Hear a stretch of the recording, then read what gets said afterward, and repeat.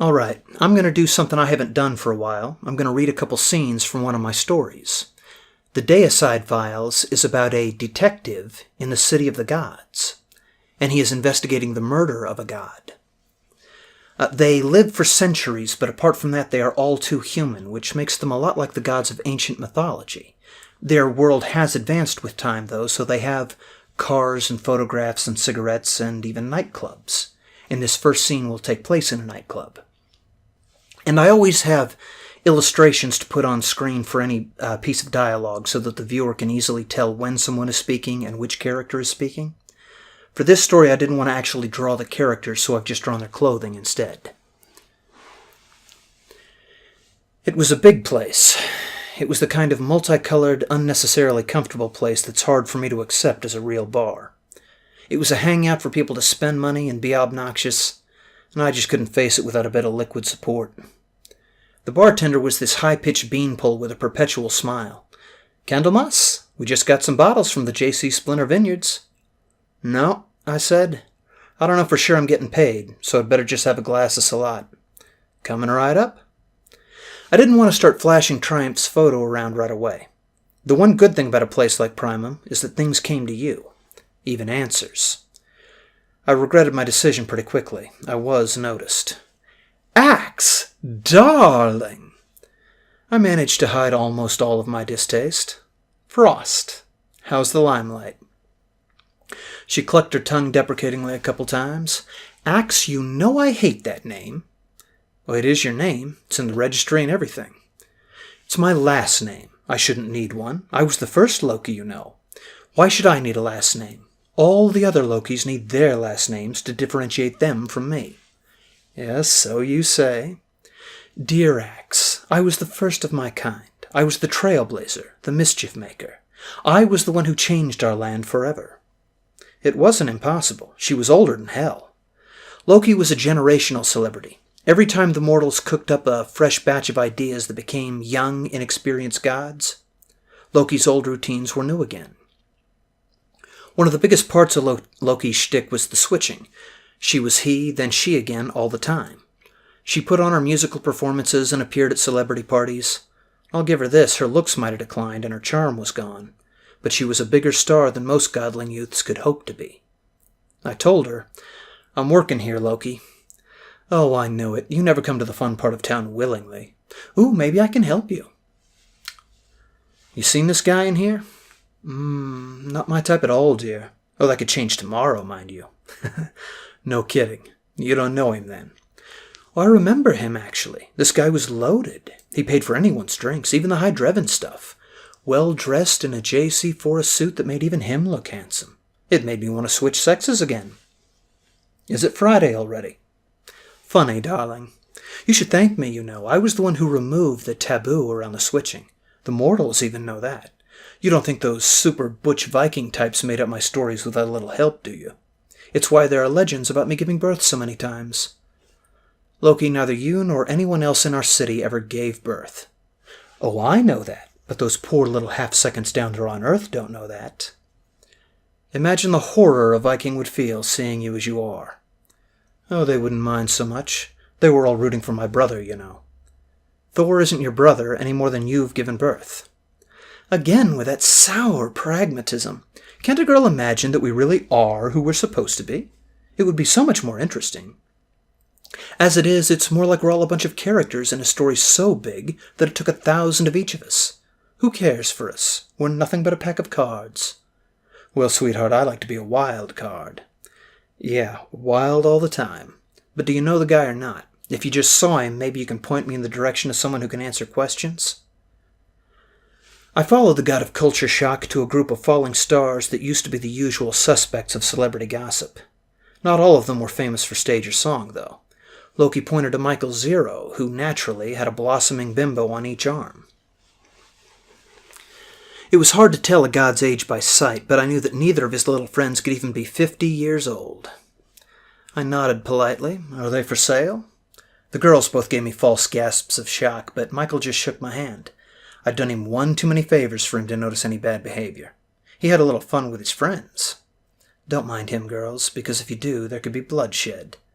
"My piece is with the doorman." Wouldn't be like you to walk around without a backup. A little pocket pistol, maybe? But no one's died in here for half a century. I don't want to break our streak.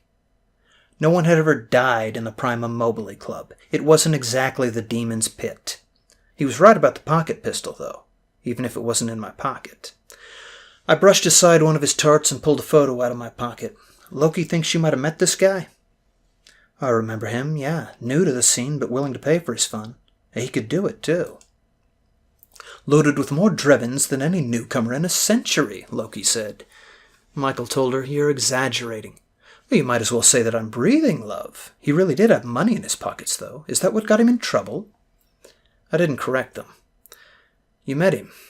You remember his name? I don't know his first name, Michael admitted. He just called himself Triumph. That'd be Fade Triumph, I said. No, Loki gasped. Not really. She burst out laughing. How the mighty have fallen. The great Saint Michael partying with a Fade. I prevented an argument by giving them a little bit of dirt they could enjoy. This particular Fade worked for the Demiurge Temple.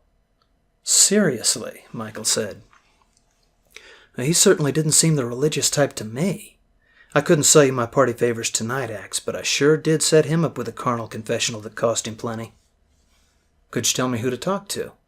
Sorry, chum. Even I have standards of behavior. Even as he said that, he slipped a piece of paper in my pocket. I had another drink with him just to be polite and maintain my connections. The girls were interested in my unique look. Michael explained that I looked like a detective from an old movie. How the hell he'd know that, I don't know. Not one of us has ever seen a movie. Stage plays, sure, but not movies. I wondered just how many of our stories and legends resembled the mortal reality. I didn't usually care, but I've got to admit that I wanted my image to be genuine. Now, they usually just call him Axe, but that's short for Detective Axiom, which is a pseudonym. No one knows what god he really is under the phony name. He and his partner, Aggie Hill, arrived at the Primum Mobile Club following a clue, a cork from a wine bottle. Any religious ceremony or ritual that's observed on Earth is something that the gods of Pantheon City can ferment into their alcohol. Their coffee is made when mortals read scripture, so they order a Bible or Quran when they need a quick pick-me-up. Their cigarettes are made from their followers' sins. The devotion of mortals is the main resource in Pantheon City. It can be used to make all kinds of things.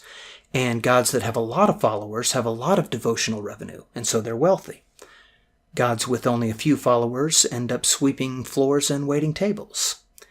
There are also a lot of each different individual god, not just one of each. That's why they have the last names.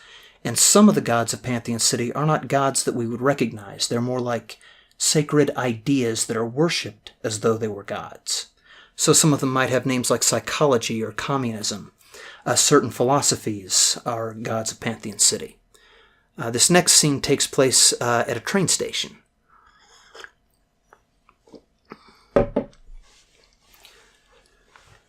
We had to make sure we were away from any interested eyes. We took the time to enjoy a respite in a nearby station diner. Aggie had really learned a couple tricks. He picked a table that was away from anyone else and hard to watch without getting caught. We didn't want to look around, though. It wouldn't make a difference. You can always hire a pair of eyes in any part of town where the Drevens don't flow from fountains. The waitress was perfect for that because she had to be aware of the place anyway. It wasn't suspicious for her to be looking around. She got to our table and we ordered a couple coffees. Aggie glanced at our name tag and said, Eastern Philosophy. That's quite a name, a broad concept. Yeah, she said with a voice that had to be perpetually tired. Too broad. Keeps me waitressing for a living. And why's that? You want the story of my income? I said, you want a 5 Dreven tip? Fellas, the coffee's only going to run you 2.5 drimes. It almost sounds pricey, I said. Hey, you're in a fine establishment. We clean the coffee pot out once in a blue moon, and that costs extra. All right, you can smile at a joke, so I'll tell you. A lot of young mortals who first learn about world perspectives away from their own countries become enamored with it. They kind of lump it all together, though. Eventually they learn more, and I lose their devotion to some rich bitch with a name like Tao or Nirvana. I was serious about the 5 Drevens. Pal, you'd better have a proposition that my husband won't mind. You've got to do it right. We need a lookout. If anyone here keeps looking our way, I want to know who. But you've got to let me know without letting them know. Got it? Are you a cop, or are you running from the cops? Because if it's the second, I'll do it for free. Well, thanks, sweetheart, but we pay for this kind of help, and we're the ones running, but not from the cops. In that case, I'll bring you a couple of menus so you can take your time. Thanks, AP. We did take our time deciding. We muttered a conversation about the cricket match on the radio earlier, trying to look like we were talking business. Eventually, after she'd refilled our cups, Eastern gave us what we were looking for. She was so perfectly casual, didn't even glance at the guy she described. Bald guy in the drab suit and the shitty tie near the door. He looks at you two more than he looks at the girls at the table next to him. And we had a winner.